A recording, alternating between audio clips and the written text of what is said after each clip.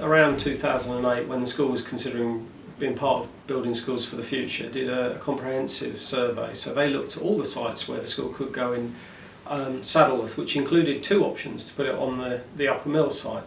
At that time, their conclusion from that survey was that the electrics, they need about £1.5 million worth of work doing. There are issues around water ingress, so we've got water coming up through floors, for example.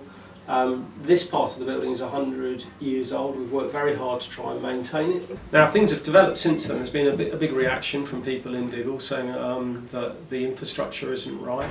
There have also been plenty of people in Diggle who've said we welcome a school, but I've received emails and correspondence from lots of people saying, can it not go on the Upper Mill site? And we've also worked with some local people who are Diggle based to look at a potential option for the Upper Mill site. So last night I had a meeting of the technical group looking at what the relative merits of a scheme that would place the school in Diggle or a scheme that would place the school in Upper Mill. What I'm really passionate about is making sure that we get the right decision, and I'm also really passionate about that adults model to children a way of behaving that is appropriate.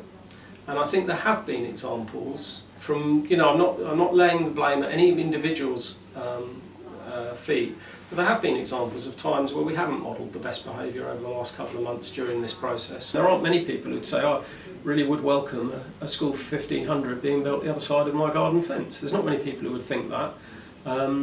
That said, I think we can be good neighbours to wherever the school ends up, and I think we could actually help to enrich the community, the economy of whichever place it ends up.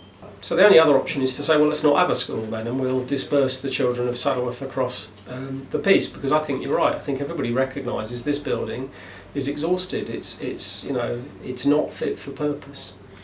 Now, if we move away from saying, well, there's going to be no school in Saddleworth at all, to saying, well, it's got to go somewhere, because actually investing in young people is quite important in terms of the future, then we have a different mindset, don't we? It's about managing risk, and it's about managing and mitigating against the potential environmental impact that it might cause. And that's why I think it's important to look at both schemes, a scheme for Upper Mill, a scheme for Diggle, and come up with our own conclusion. But let's be clear, we're in an economic crisis right now. We can't afford to spend millions on this school. The budget's going to be around £17 million. If it's decided that actually we use the Upper Mill site, there are huge risks in having construction traffic mixing with children, aren't there? This site is not that easily accessible. People talk a lot about Diggle being difficult to access, and it is difficult, This site so you think the easy. Diggle option is the best option? Basically? I don't know. I think at the moment the best option is that we look carefully at both, and we speak to the experts. And we so you still feel that there is possibility to go either way. This isn't. I think a lot of people, especially comments on Saddleworth News, seem to think this is a foregone conclusion. I know they do, and I think there's a lot of misinformation. But I've spoken to the council. We have been informed in the past, and I've said in public before now, that the EFA wouldn't allow us to build on this site, because that was, as I say, I've got a letter from David Laws that says we support the idea of it going to Diggle.